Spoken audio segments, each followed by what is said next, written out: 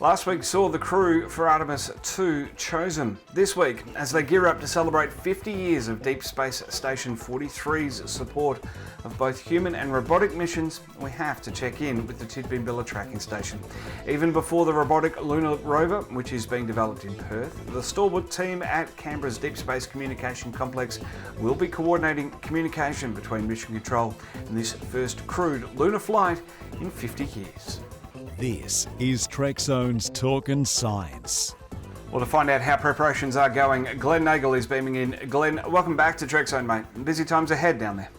Oh, it certainly is. It's been just in the last couple of weeks with visits by the NASA leadership and dealing with all of the different things happening with the Jet Propulsion Labs and missions upcoming, but especially with now the announcement for the Artemis 2 crew. And we're getting really excited here, and it's really putting a good focus on the work that we've been doing for the last couple of, years on upgrades to the site. Yeah, absolutely. Well, we're still about 18 months away from the potential launch of this second mission. But how in advance do you plan, prepare and coordinate with the Deep Space Communication Network as a whole? So we started doing planning work for the upgrades we need to do to the antennas probably about 6 years ago now. You need a lot of lead time. We've been adding new technologies to the antennas, increased bandwidths, higher bandwidths that we'll be using for the Artemis mission. New encryption systems that we'll be putting in because we're going to be carrying human spaceflight data again, as we did in the Apollo days, and making sure that we can get on top of things ahead of the game. So, because there was a lot of delays with the first launch of Artemis 1.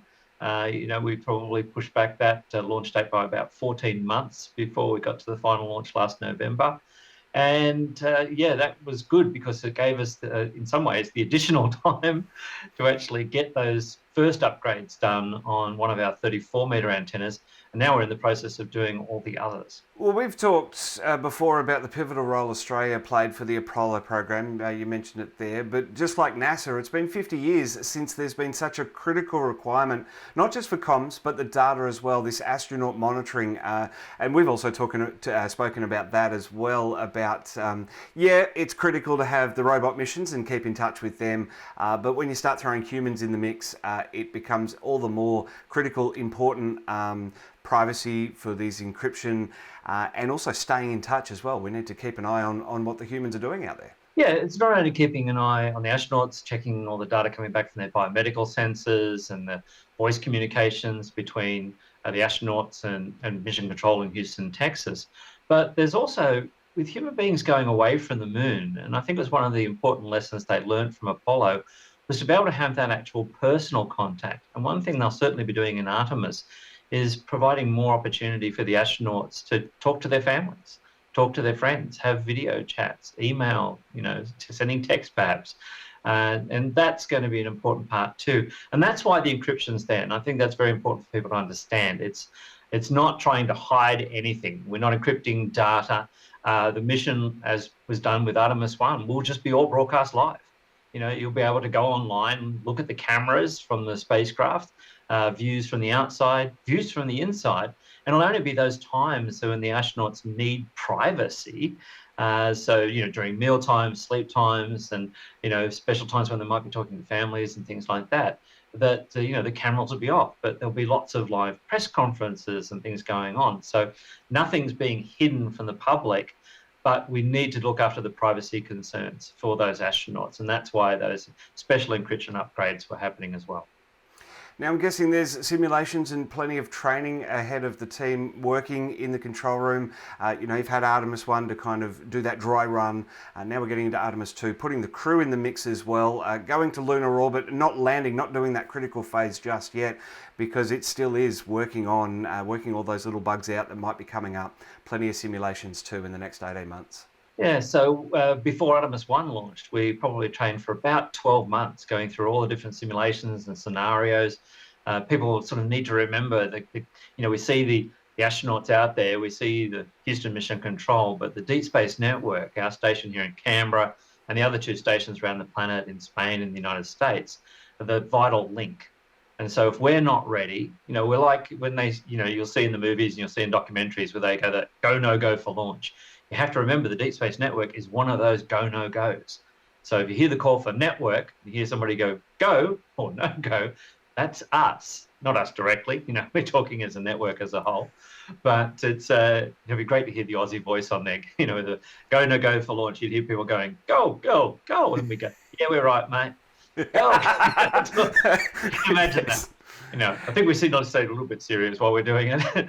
Yeah. So, and so all that training happens, and they throw a lot of interesting simulations in all the things that could go wrong. And one thing I think we've gotten really great at over the last 60 years of, space flight is we're now more prepared for, unlike an Apollo 13 where something they had never trained for, happened, that it wasn't imagined to happen.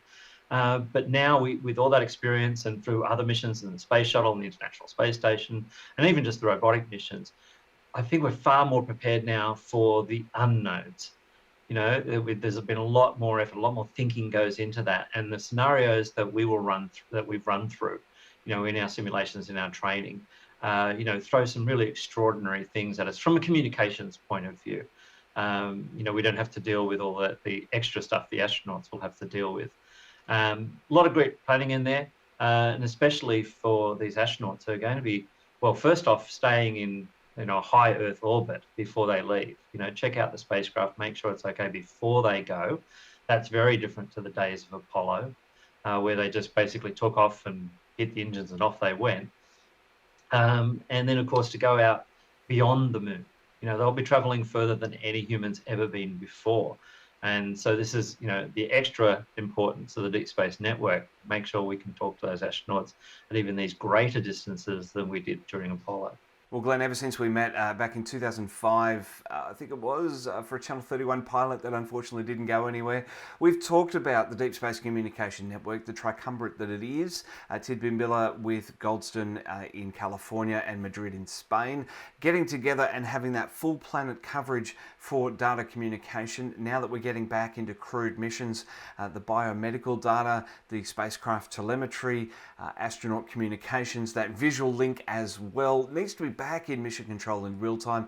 It is really a lot more critical than just the robotic missions. I say just in inverted commas. If you lose a robot, well, you've lost a machine, and a lot of scientists and engineers on the ground are going to be incredibly disappointed. But to have humans in your hands, literally, and that vital contact, and not only just the contact with the astronauts, but all the telemetry from the spacecraft, monitoring all of its systems coming through, and making sure that the tracking is okay. We're going to be doing, literally down to the millimeter tracking with this spacecraft, the ranging we can do these days. So all of that, practice that we've had, all the experience that we have, the people here who, have been here for 20, 30 years in some cases, and even more, brings together hundreds and hundreds of years of space flight, spacecraft communication experience. And that's really, really important. It's as I said, a lot of people don't tend to think about the Deep Space Network. We're kind of transparent in a lot of ways. You'd only hear about us if we messed up. And so the important thing to the network is don't mess up. That's really, really, really key thing. I'll let you on a little inside thing. If anybody does mess up on a console somewhere, they get a little yellow rubber duck sat on their console until they've, paid a small penance. So there is a, important thing to people. Never get the rubber duck. That's an interesting thing. So we've got those key performance indicators for the team in the network, and those rubber duckies to be looking out for if I am lucky enough to get inside a control room at some stage. I'm going to be looking for those, going through the frames of our vision. But certainly really interesting. Looking forward to everything that is ahead. Glenn, I guess a personal question for you. What are you most looking forward to as we get back to the moon? Oh, look, so many things. I'll go back to the announcement of the crew. Seeing the entire astronaut corps there was just fabulous, and all the excited faces, and so many such young people, they're going to do incredible things. But, loved hearing with Christina Cook being announced and Jeremy Hansen from Canada and Reed Wiseman as the commander of the mission. But the person who I was most excited for was Victor Glover. I've followed his career. He's an amazing astronaut. He's an incredible spokesperson. If people have not watched the actual crew announcement, go and watch it just for Victor Glover's speech. It really showed the passion and the excitement he has. And I must admit, while each person was being announced, then Victor Glover's announcement, I just sat there with the biggest smile on my face and just went, yes, this is great. To see him actually going. He formerly, gone to the space station. His career, just incredible. But as a representative for humanity, all of them are an amazing group of people, seeing their camaraderie and everything else. And I think that's the important thing. This will be a crew that will take all of us along for the ride. We'll be there every step of the way through the Deep Space Network, but the public will be able to be part of it as well, listening to all the communications, following on the journey, looking at all the amazing images, getting their feedback. So it won't be just all of us sitting back and watching some fuzzy images on black and white television. This is going to be full color, high definition, and a real human journey that we can all be a part of, from the Earth to the Moon and back again. Absolutely. Well said, Glenn. Great to chat. Looking forward to the next year and a half. As we inch closer to Artemis 2, we're going to be staying in touch and keeping an eye on what us Aussies are contributing to it. Thanks very much. It's been great talking to you.